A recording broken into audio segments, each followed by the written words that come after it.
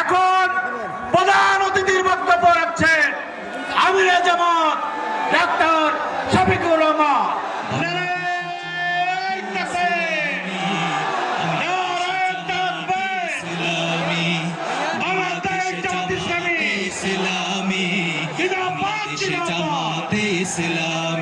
আসসালামু আলাইকুম ওয়া রাহমাতুল্লাহ। আলহামদুলিল্লাহি রাব্বিল আলামিন। ভাই ওই ক্যামেরাম্যানের সরান। ওয়াসসালাতু ওয়াসসালামু আলা রাসূলিহিল কারীম ওয়া আলা আলিহি ওয়া সাহবিহি ওয়া আহলি বাইতি আজমাইন।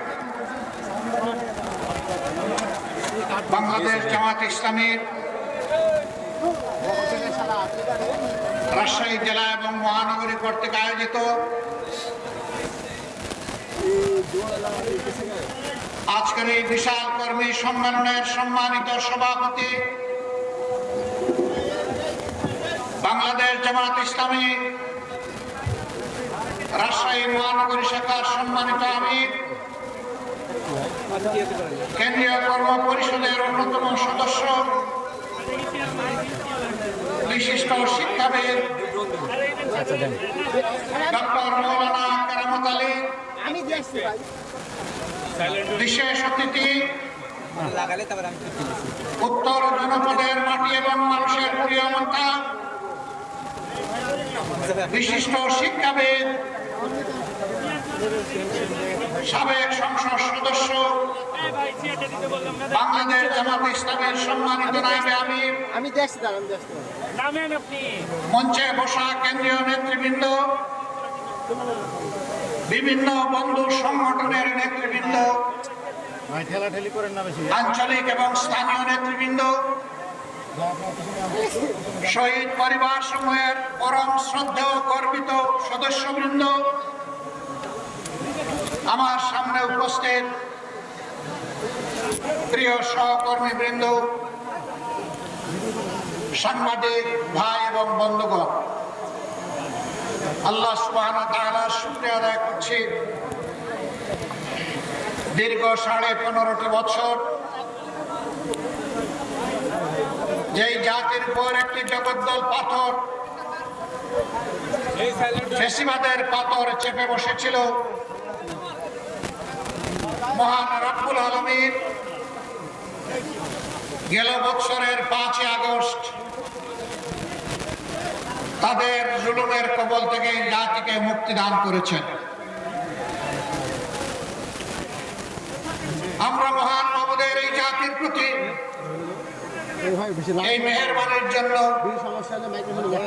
হৃদয় নিংড়ানো শুকরিয়া আদায় করছি। আলহামদুলিল্লাহ।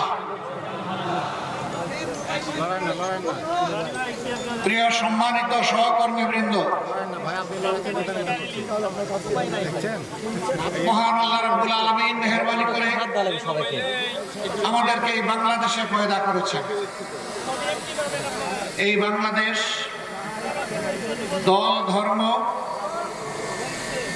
গোষ্ঠী নির্বিশেষে এটি আমাদের সকলের বাংলাদেশ। আল্লাহ রাব্বুল আলামিন জানা অজানা অসংখ্য সৃষ্টি মানব জাতির কল্যাণের জন্য পয়দা করেছেন, আর মানুষকে পয়দা করেছেন তার নির্ভেজাল গোলামের জন্য। মানুষকে পয়দা করেছেন আল্লাহ তাআলার প্রতিনিধিত্ব করার জন্য। গোলামি সকল জাতি করে, কিন্তু প্রতিনিধিত্বের জন্য মানুষ ছাড়া অন্য কাউকে আল্লাহ তাআলা নির্বাচন করেননি। এটি মহান রবের পক্ষ থেকে মানব জাতির প্রতি এক বিরল উপহার, এক সম্মান, যেই সম্মান আল্লাহর অন্য কোন সৃষ্টির কপালে জুটেনি। এই মানব জাতি শুধু মানুষের কল্যাণের জন্য নয়, এই মানব জাতিকে আল্লাহ তাআলা সমস্ত সৃষ্টির কল্যাণে পয়দা করেছেন, সমস্ত সৃষ্টির শৃঙ্খলা বিধানের দায়িত্ব দিয়েছেন। এই জন্য প্রিয় নবী মুহাম্মদুর রাসূলুল্লাহ সাল্লাল্লাহু আলাইহি সাল্লাম রাব্বুল আলামিনের পক্ষ থেকে রাহমাতুল লিল আলামিন, আল্লাহ স্বয়ং রাব্বুল আলামিন আর তার প্রিয় নবীকে করেছেন সমস্ত সৃষ্টির জন্য রহমত। আল্লাহু আকবার। আমরা সেই নবীর উম্মত। এ আমাদের পরম সৌভাগ্য। যতদিন পর্যন্ত এই উম্মত এবং বিশ্ববাসী আল্লাহর আইন এবং রাসূল করিম সাল্লাল্লাহু আলাইহি সাল্লামের নেতৃত্বকে অনুসরণ করেছে, দুনিয়ার মানুষ সুখ, শান্তি, সম্মান, সমৃদ্ধি এবং সৌন্দর্যকে উপভোগ করেছে। যখনই আল্লাহর হুকুম থেকে মানুষ দূরে সরে গিয়েছে, রাসূল করিম সাল্লাল্লাহু আলাইহি সাল্লামের পথ ছেড়ে দিয়ে মানুষের মন গড়া পথ ধরেছে, সেই সমাজ এবং সেই জাতির কপালে অপমান, অপদস্থতা, লাঞ্ছনা এবং নির্যাতন নেমে এসেছে। বাংলাদেশ শতকরা 91% মুসলমান অধ্যুষিত দেশ। এর মানে এই নয় যে মুসলমানরা ছাড়া কেউ দেশে আর শান্তিতে বসবাস করতে পারবে না। মুসলমানরা ছাড়া কেউ এই দেশে সম্মানের সাথে থাকতে পারবে না। মুসলমান ছাড়া কেউ এই দেশে তাদের নাগরিক অধিকার ভোগ করতে পারবে না। বরঞ্চ ইসলাম সমস্ত মানবতার জন্য সব অধিকারের একমাত্র গ্যারান্টি। এটি আমার কথা নয়, এটি স্বয়ং আল্লাহ রাব্বুল আলামিনের কথা। আল্লাহ তাআলা কালামে হাকিমের শেষ যে আয়াতটি নাজিল করেছেন মেহেরবানি করে, মিনার ময়দানে রাসূল করিম সাল্লাল্লাহু আলাইহি ওয়াসাল্লামের জীবনের শেষ হজে আইয়ামে তাশরিকের সময় সেই আয়াত দ্বারা আল্লাহ তাআলা বিশ্ববাসীকে এই নিয়ামতের কথা স্মরণ করিয়ে দিয়েছে। সূরা মায়েদার ৩য় আয়াত, একটি লম্বা আয়াত। এই আয়াতের অংশ বিশেষ আল্লাহ তাআলা স্পষ্ট করে বলেছেন, আল-ইয়াওমা আকমালতু লাকুম দীনাকুম ওয়া আতমামতু আলাইকুম নি'মাতি ওয়া রাদিতু লাকুমুল ইসলাম দীনা। আজ আমি তোমাদের জন্য আমার দিনকে পূর্ণ করলাম, কামেল করে দিলাম। ওয়া আতমামতু আলাইকুম নি'মাতি, আর আমার পক্ষ থেকে তোমাদের জন্য যত নিয়ামত, সব কিছুর ভান্ডার এই দিন, এই ইসলাম, এই কোরআনকে বাড়াই দিলেন। ওয়া রাদিতু লাকুমুল ইসলাম দীনা, আল্লাহ সন্তুষ্ট চিত্তে চয়ন করে নিয়েছেন, নির্বাচিত করেছেন তোমাদের জীবনযাপনের ব্যবস্থা হিসাবে একমাত্র ইসলাম। অন্য আয়াতে আল্লাহ তাআলা বলেছেন, ইন্নাদ দীনা ইনদাল্লাহিল ইসলাম, আল্লাহ তাআলার কাছে গ্রহণযোগ্য জীবন ব্যবস্থা হচ্ছে ইসলাম। বর্তমানে দুনিয়ায় বিভিন্ন ধরনের মতবাদ চালু আছে, কোথাও সমাজতন্ত্র, কোথাও ধর্মনিরপেক্ষতা, কোথাও পুঁজিবাদ, কোথাও আবার আছে ফেসিবাদ। এগুলা সব মানুষের গড়া। আমরা এখানে যারা বসে আছি, আসমানের নিচে জমিনের উপরে যারা বসবাস করে, শুধু মানুষ নয়, সমস্ত সৃষ্টি, তাদেরকে কে সৃষ্টি করেছে? কে করেছেন? তার সৃষ্টিতে তার সাথে আর কেউ শরীক আছে? তাওহীদের মালিক আল্লাহ রাব্বুল আলামিন একাই সৃষ্টি করেছেন।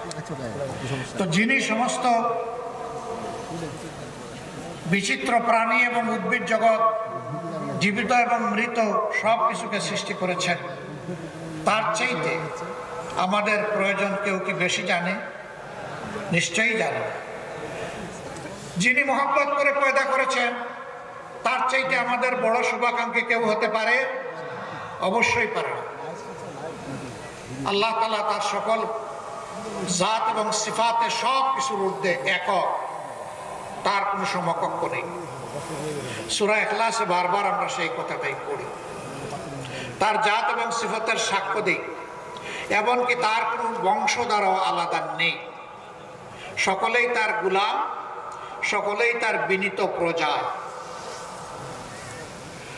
আল্লাহ তাআলার উলুহিয়তে, রুবুবিয়তে আল্লাহ তাআলার কুদরতে কারো সামান্যতম কোনো অংশীদারিত্ব নেই। বাংলাদেশ জামাতে ইসলামী সেই আল্লাহকে একমাত্র মালিক হিসেবে কবুল করেছে। আমাদের অপরাধ, আমরা কেন বললাম যে সমস্ত ক্ষমতার মালিক একমাত্র আল্লাহ তাআলা, সার্বভৌমত্বের একমাত্র অধিকারী আল্লাহ। বিগত সরকার এই অপরাধে নির্বাচন কমিশন থেকে আমাদের নিবন্ধন কেড়ে নিয়েছে। তারা আল্লাহর সার্বভৌমত্ব মানে না, তারা মনে করেছিল নিজেই সার্বভৌম। সার্বভৌম মানে সর্বময় ক্ষমতার মালিক। তো এত ক্ষমতার মালিক তো দেশ ছেড়ে পালালেন কেন? সেই ক্ষমতার দাপটে কিয়ামত পর্যন্ত টিকে থাকার চেষ্টা করতেন।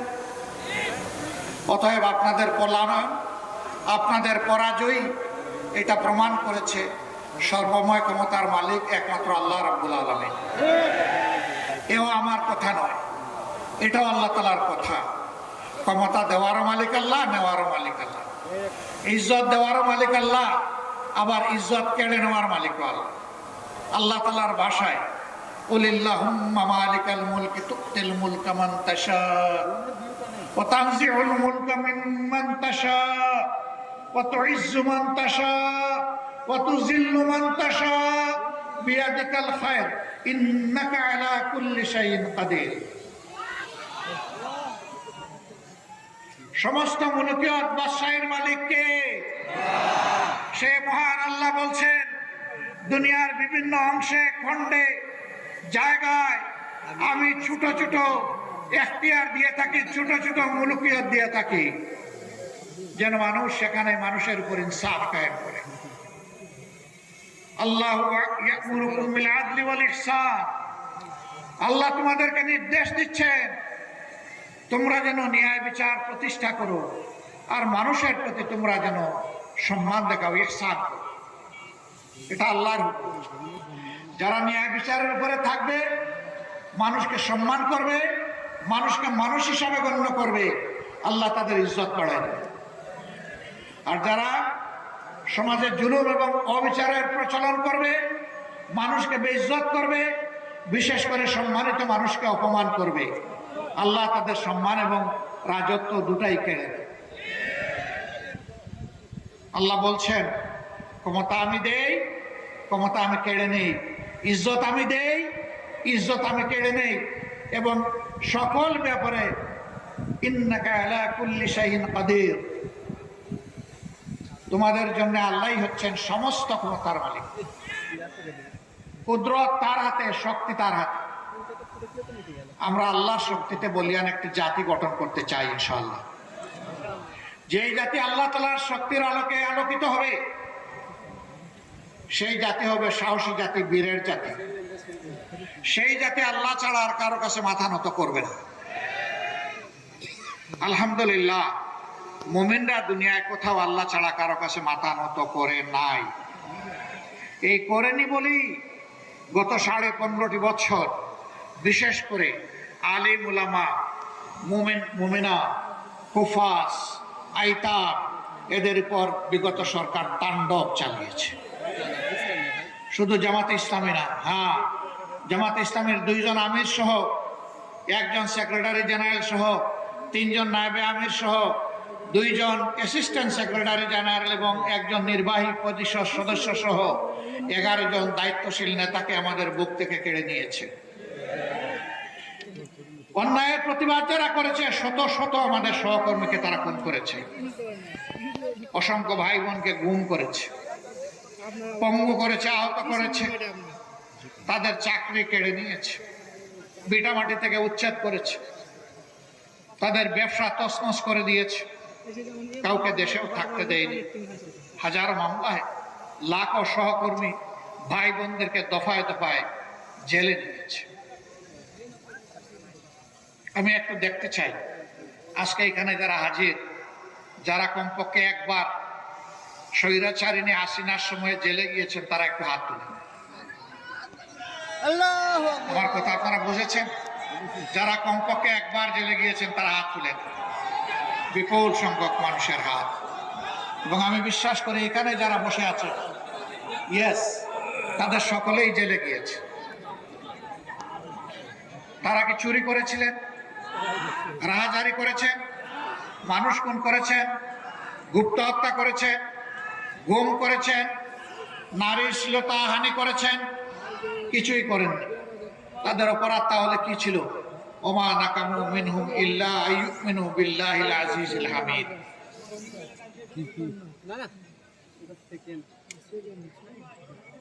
তৌহিদবাদী একদল মানুষ আরবের নাজরানে ছিল।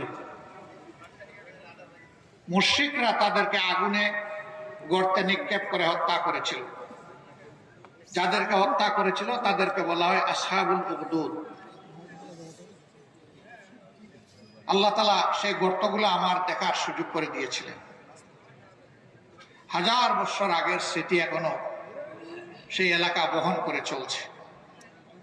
সেখানে গিয়ে দেখলাম যাদেরকে হত্যা করা ছিল পুড়িয়ে, তাদের শরীরের হাড়গুলো এখনো বিভিন্ন অংশে ছড়াই আছে। আল্লাহ তাআলা তাদের ব্যাপারে এই আয়াতটি নাযিল করেছিলেন। স্বৈর শাসক তাদেরকে বলেছিল এক আল্লাহ মানলে চলবে না, অমুককে অমুককে আল্লাহ মানতে হবে, ইলা মানতে হবে। তারা বলেছিল না, আমরা আল্লাহ এবং ইলা একজনই মানবো, দ্বিতীয় কাউকে স্বীকার করব না। এর জন্যই তাদের উপরে ঝাল মিটিয়েছিল। যারা মিটিয়েছিল ইতিহাসে তারা নিশ্চিহ্ন হয়ে গিয়েছে, অপদস্থ হয়ে। যাদেরকে আগুনে ফেলে হত্যা করেছিল আল্লাহ তাদেরকে কবুল করেছেন শহীদ হিসাবে। বাংলাদেশেও যাদেরকে খুন করা হয়েছে শুধু আল্লাহর জন্য, আল্লাহর দিনের জন্য, হক কথা বলার জন্য, মানুষের কল্যাণে কাজ করার জন্য, মহান মওলার দরবারে আরজ হে রাব্বুল আলামিন, তুমি তাদেরকে মর্যাদাবান শহীদ হিসাবে কবুল। অনেকে জিন্দা শহীদ হয়ে আছে, হাত পা টুকরা টুকরা, দুটি নয়ন নষ্ট করে দিয়েছে, একটা চোখ ক্ষতিগ্রস্ত হয়েছে। আমাদের নেতৃবৃন্দকে ফাঁসির রশিতে ঝুলানো হয়েছে, বাকিদেরকে মৃত্যুর দিকে ঠেলে দেওয়া হয়েছে। আমরা এতে ব্যথিত নই। আমরা আল্লাহর দরবারে শুকর গুজার করি যদি আমাদের বাগানের এই শ্রেষ্ঠ ফুলগুলোকে আল্লাহ তাআলা শহীদ হিসাবে কবুল। হে আল্লাহ, তুমি তোমার জান্নাতের বাগানের ফুল হিসাবে এগুলাকে কবুল করো। শুধু জামাতে ইসলামী নয়, ইসলামের জন্য, মানবতার জন্য যারাই জীবন দিয়েছেন আল্লাহ যেন তাদের সকলকে শহীদ হিসাবে কবুল। আর আহত হয়ে, পঙ্গু হয়ে, এই কষ্টের জীবন নিয়ে যারা বেঁচে আছেন, মহান রবের দরবারে আরজ করি রাব্বুল আলামিন, তোমার কুদরতের প্রশান্তির হাতটা তাদের সিনার উপরে বুলাইয়ে দাও, তাদেরকে সবরে জামিলা থাক। সর্বশেষ 15.5 বছর একটানা খুন গুমের সংস্কৃতি চালিয়ে ওদের পিপাসা নিবারণ হয়নি। শেষ পর্যন্ত 24-এর 1 জুলাই থেকে 5ই আগস্ট এই সময়টা সারা বাংলাদেশে এরা মহাতাণ্ডব চালিয়েছে। কি বলেছিল আমাদের কলিজার টুকরা সন্তানেরা? কি এমন ছিল তাদের দাবি? তারা তো কারো গদি নিয়ে টান দেয়নি। তারা তাদের একটা ন্যায্য ছোট্ট দাবি নিয়ে রাস্তায় নেমেছিল। তারা বলেছিল কোটা রাখেন, কিন্তু সেইটাকে যুক্তিসঙ্গত করে সংস্কার করে। সহ্য করল না, তাদের বিরুদ্ধে গুন্ডা বাহিনী, মুগর বাহিনীকে লেলিয়ে দিল। এই মুগর বাহিনী বিশ্ববিদ্যালয়গুলোতে ঢুকে ছেলেদেরকে তো পিটালই, আমাদের কলিজার টুকরা মেয়েগুলোকেও পিটালো।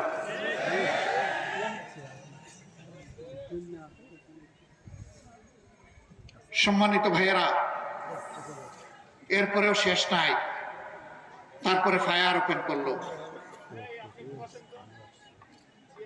যাদের উপর গুলি করা হলো এরা যেন মানুষ নয়, এরা যেন বন জঙ্গলের পশু, পশু শিকার করে গুস্ত খাবে, এরকম মানসিকতা।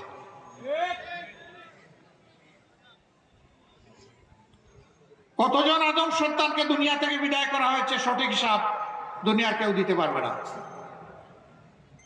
আমরা যেখানেই একজন শহীদের খবর পেয়েছি, চেষ্টা করেছি তাদের প্রিয় পরিবারের কাছে ছুটে যেতে, সান্ত্বনা দিতে, দুঃখের অংশীদার হতে, তাদের কাছ থেকে দোয়া চাইতে, কারণ তারা পরম সৌভাগ্যবান। জাতিকে মুক্তির সংগ্রামে তার সন্তান, তার ছেলে, তার ভাই, তার স্বামী, তার পিতা নেতৃত্ব দিয়ে দুনিয়া থেকে বিদায় নিয়েছেন। তারা আমাদের কাছে জাতীয় সম্পদ, পরম সম্মানের পাত্র। কিন্তু আমরা সবার কাছে যেতে পারিনি, কারণ সবার খোঁজ আমরা পাইনি। আপনারা দেখেছেন আন্দোলনের শেষ দিনগুলোতে ইন্টারনেট বন্ধ করে দিয়ে সব কিছু অন্ধকারে রেখে অনেক লাশ গুম করা হয়েছে। স্তূপে স্তূপে লাশ ট্রাকের উপর ছুঁড়ে মারা হয়েছে, তারপরে পেট্রোল ছিটিয়ে আগুন দিয়ে লাশগুলাকে ছাই বানায় ফেলা হয়েছে। এখনো বহু জায়গায় যায়, কাঁদো কাঁদো চোখ নিয়ে, চোখের ফুটা ফুটা পানি নিয়ে অনেকে হাজির হয়ে বলে, বাবা আমার সন্তানটার কোনো খবর পেলাম, অন্তত তার কবরের খবরটা পেলে মনে একটু সান্ত্বনা পেতাম যে আমার সন্তানটা অমুক জায়গায় ঘুমিয়ে আছে। আপনারা কি কোনো খবর জানেন? বলুন, এই মানুষগুলোকে কি সান্ত্বনা আমরা দিতে পারি? আমাদের কাছে সান্ত্বনা দেওয়ার মতো কোনো ভাষা থাকে না। আমরা সব ভাষা হারিয়ে ফেলি, তাদের সাথে আমাদের চোখ থেকে তখন পানি ঝরে। আপনাদের এই শহরের এই গুলিপাড়ার একটা ছেলে, ওর নাম মিনারুল, গরিব পরিবারের সন্তান, বয়স কত হবে, 20-22 হবে। নারায়ণগঞ্জের একটা গার্মেন্টসে চাকরি করত। তার দুটো ভাই কষ্ট করে রিক্সা চালিয়ে সংসার চালাত। এই ছেলেটা আন্দোলনের সময় বাড়িতে এসেছে। সে রাস্তায় নেমেছিল আন্দোলনকারী মানুষগুলোকে একটু পানি পান করাবে। কঠিন গরমের সময় একদিকে আগুন ভরা বুলেট আসতেছে, আরেকদিকে সূর্যের তাপ। হাতে কলসি নিয়ে, গ্লাস নিয়ে গিয়েছিল মানুষকে পানি। যখন কলসির পানি শেষ হয়ে গেল, কলসি ফেলে দিয়ে সেও আন্দোলনে শরিক হয়ে জালিমের বুলেট এসে তাকে এফুড় উফুড় করে দুনিয়াতে নিয়ে গেল। রাজশাহীতে এসেছিলাম তার পরিবারকে দেখতে। সেখানে গেলাম, তার মা, তার ভাইয়েরা এবং শহীদের স্ত্রী, তারা অত্যন্ত গুছিয়ে শালীনভাবেই আমাদের সামনে আসলেন। একে একে সবাইকে জিজ্ঞেস করলাম, কেউ কথা বলতে পারছে না, শুধুই কাঁদে। এই যুবতী মেয়েটাকে যখন জিজ্ঞেস করলাম, মারে তুমি কেমন আছো, মেয়েটি জবাব দিলে, আলহামদুলিল্লাহ ভালো আছে।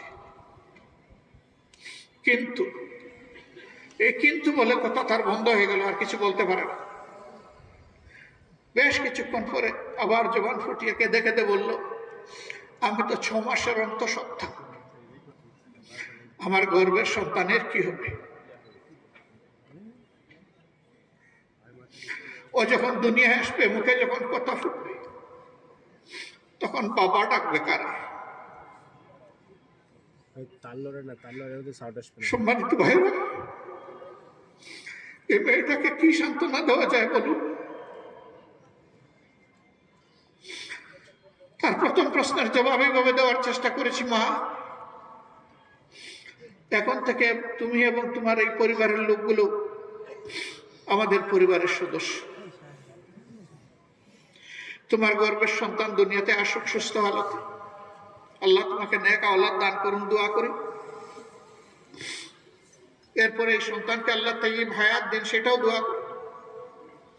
ও যতদিন বড় না হবে, উপার্জন করার উপযুক্ত না হবে, মানুষের মতো মানুষ না হবে, ততদিন পর্যন্ত আমাদের সন্তান সন্ততি, আমাদের নাতি নাতনিরা যেভাবে বেড়ে উঠবে, যেভাবে শিক্ষা পাবে, যেভাবে খাবে, যেভাবে পড়বে, ইনশাল্লাহ তোমরাও সেভাবে থাকবা।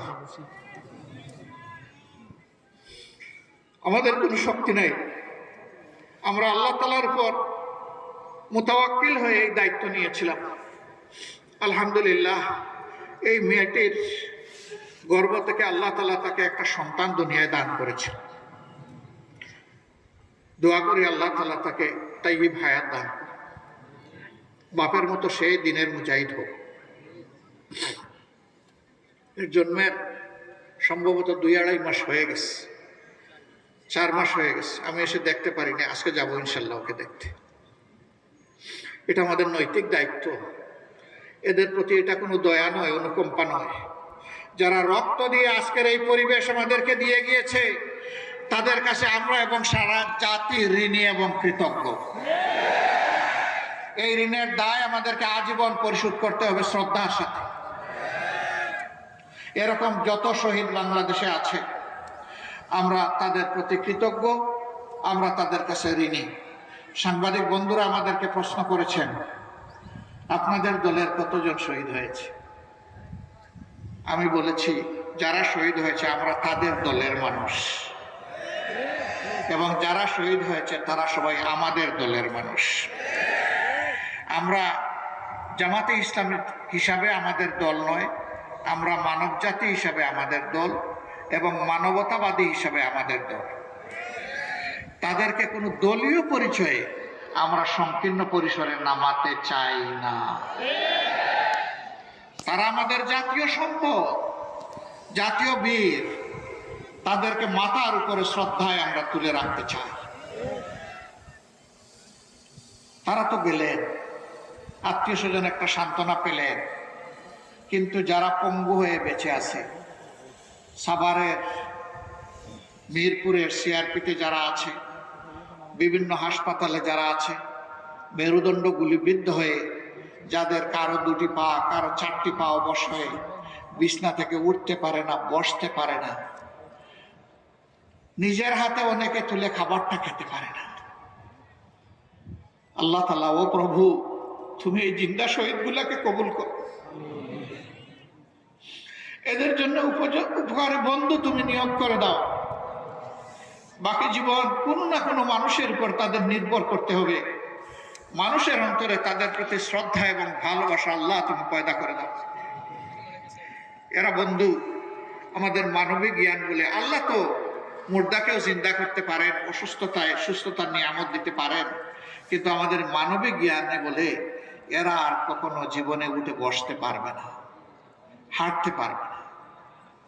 আবার আমাদের কলিজার টুকরা বুকের সন্তান, গুলি করে অনেকের 2টা চোখ বন্ধ করে ফেলা হয়েছে, দেখে না। আল্লাহ চোখ দিয়েছিলেন তার সৃষ্টির সৌন্দর্য দেখা এবং তার শুকরিয়া আদায় করার জন্য, কিন্তু জালিমরা তাদের 2টি চোখ কেড়ে নিয়েছে। এরাও আজীবনের জন্য জীবন্ত লাশ হয়ে গেল, জীবন্ত শহীদ হয়ে গেল। আল্লাহ এদেরও সঙ্গী হোক। আমি হাসপাতালে 8 তারিখেই আগস্ট মাসের ঢাকার বিভিন্ন হাসপাতালে আহত বন্ধুদেরকে দেখতে গিয়েছিলাম। তাদের বেডের পাশে বসে জিজ্ঞেস করেছি, কেমন আছো তুমি? বলে যে আলহামদুলিল্লাহ ভালো আছি। দরাজ গলায় বলে, আলহামদুলিল্লাহ ভালো আছি। তোমার 1 হাত নেই, 1 পা নেই, কারো 2 পা নেই, তুমি ভালো আছো? বলে যে হ্যাঁ আলহামদুলিল্লাহ ভালো আছি। এত কষ্ট নিয়ে ভালো আছো কিভাবে? বলে যে যে কারণে রাস্তায় নেমেছিলাম আমাদের উদ্দেশ্য সফল হয়েছে। কি কারণে রাস্তায় নেমেছিলে? আমরা স্বাধীনতার জন্য লড়াই করতে নেমেছিলাম, আমরা স্বাধীন হয়েছি। আল্লাহু আকবার। তার হাত নাই, পা নাই, চলে গেছে, চোখ নাই, চলে গেছে, সেদিকে খেয়াল নাই, বলছে যে জাতি স্বাধীন হয়েছে। একটা গোষ্ঠীর, একটা দলের জোর করে চাপানো গোলামি থেকে এই জাতি মুক্তি পেয়েছে। সম্মানিত ভাইয়েরা, বলেছিলাম, হে বুকের সোনা, তোমার তো একটা হাত চলে গেল, পা চলে গেল, তুমি তো আর স্বাভাবিক জীবনে আসতে পারবে না। জাতির প্রয়োজনে আগামীতে যদি এমনটি লড়াইয়ের প্রয়োজন হয়, তখন তো আর তোমার পক্ষে কিছু করা সম্ভব হবে না। চিৎকার দিয়ে বলে অবশ্যই হবে। যদি আল্লাহ আমাদেরকে হায়াত দেন অবশ্যই হবে। হাত একটা জাতির জন্য গিয়েছে, প্রয়োজনে আরেকটা হাতও দেবো ইনশাআল্লাহ। যে জাতির বীরেরা, সন্তানেরা এইরকম জাতির জন্যে জাতির স্বাধীনতার জন্যে, মানবতার জন্যে বীরের মতো গর্জন করতে পারে, ইনশাল্লাহ এই জাতির পর আর কোনো ষড়যন্ত্র বাস্তবায়ন হবে না। প্রিয় ভাইরা, 10 মাসের সন্তান কোলে মা নেমে এসেছিলেন রাস্তায়। ঢাকার রাস্তায় সাংবাদিক বন্ধু প্রশ্ন করেছে, আপনি কি কাজ করেছেন? এই অবুঝ শিশুকে কোলে নিয়ে আপনি রাস্তায় এসেছেন, মুহুর্মুহু গুলি চলতেছে, একের পর এক শহীদ হয়ে যাচ্ছে, পঙ্গু হয়ে যাচ্ছে, রক্তের বন্যায় রাজপথ ভেসে যাচ্ছে, আপনি কেন এই অবুঝ শিশুকে নিয়ে রাস্তায় নেমে আসলেন? আমার এই মা জবাব দিয়েছিলেন, শিশু এই কুলে যেটা দেখছেন এইটাই আমার একমাত্র শিশু নয়। আজকে বাংলাদেশের রাস্তায় 56,000 বর্গ মাইলে যতগুলা যুবক যুবতী নেমে এসেছে সবগুলা আমার শিশু, আমার সন্তান। আমি ওই সন্তানদের সাথে সংহতি, একাত্মতা প্রকাশ করার জন্য রাস্তায় এসেছি। আল্লাহু আকবার।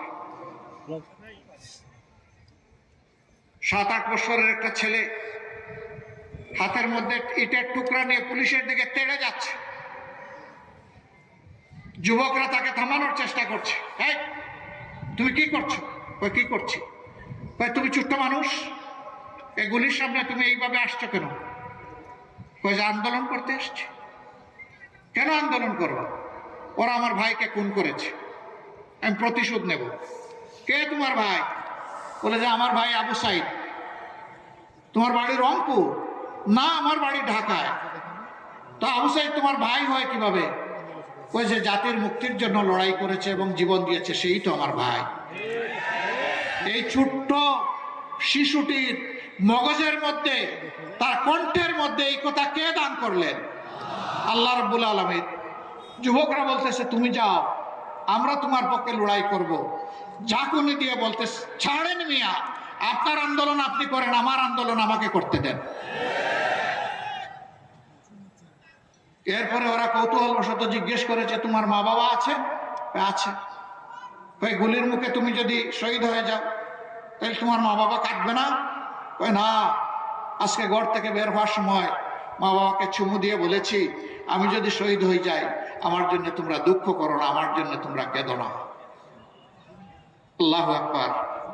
আল্লাহ তাআলার কাছে আরজ করে, রাব্বুল ইজ্জত এই জাতির মায়েদের গর্ভে এই ধরনের বেশি বেশি করে বীর সন্তান তুমি জন্ম দাও, এরা যেন জাতির পাহারাদার হতে পারে। সম্মানিত ভাইয়েরা, এই দেশে অনেকে শাসন করেছেন, আগামীতে হয়তো আল্লাহ যাদেরকে পছন্দ করবেন তারা এই জাতির খেদমতের দায়িত্ব পালন করবেন। আমাদের সন্তানেরা এত এত রক্ত কেন দিল, জীবন কেন দিল, পঙ্গু কেন হলো? তারা চেয়েছে সমাজ থেকে সব ধরনের দুঃশাসন এবং দুর্নীতির কবর রচনা হোক। 5 তারিখের পরে রাজশাহী, যেটাকে এডুকেশন ভিলেজ বলা হয়, শিক্ষার গ্রাম, অসংখ্য শিক্ষা প্রতিষ্ঠান আলহামদুলিল্লাহ এখানে আছে।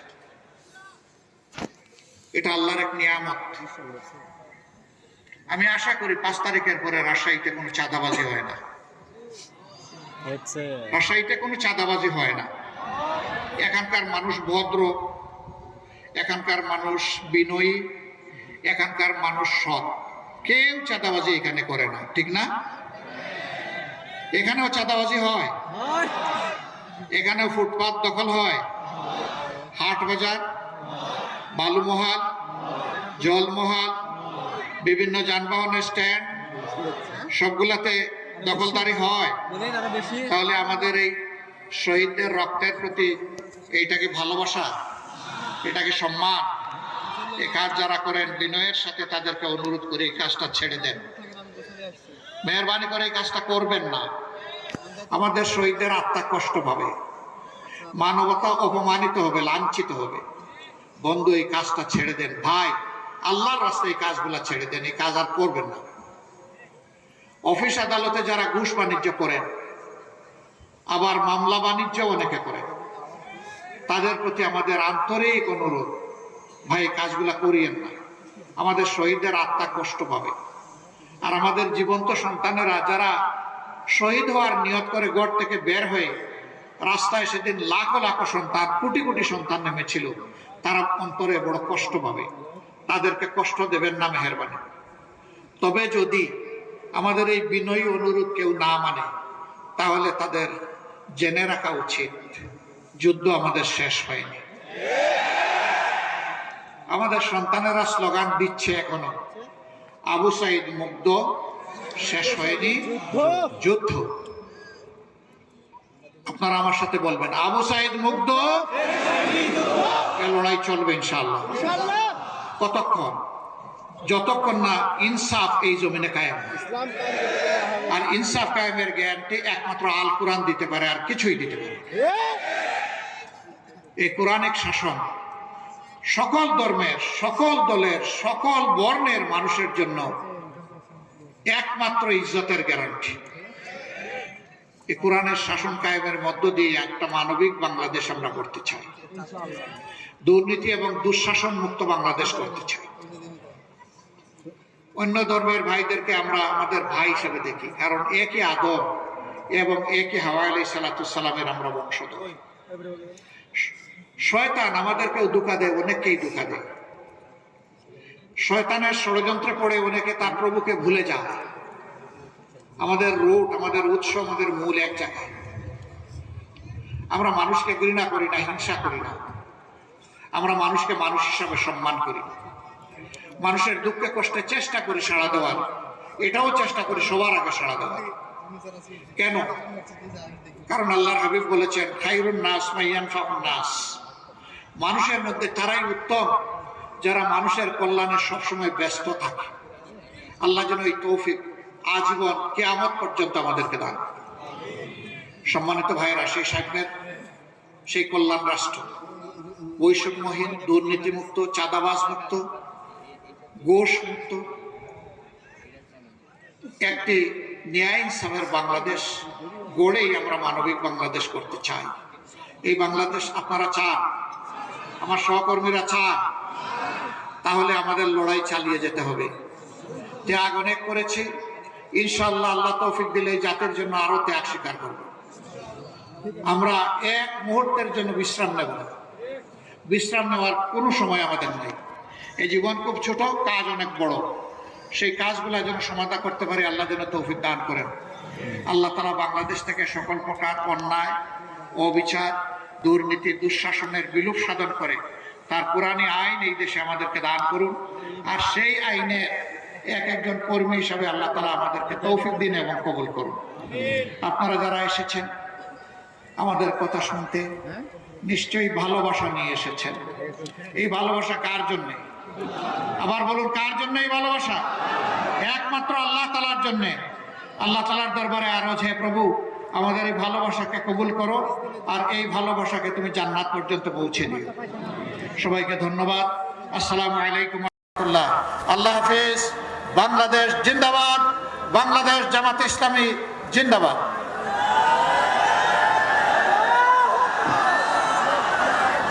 আমি একটু সুযোগ নেব, সম্মানিত শহীদ পরিবারের সদস্যরা এখানে বসে আছেন, আপনারা মেহেরবানি করে এই জায়গাটা ছেড়ে দেবেন এবং শহীদ পরিবারের কাছে আমাকে যাওয়ার জন্য সুযোগ করে দেবেন।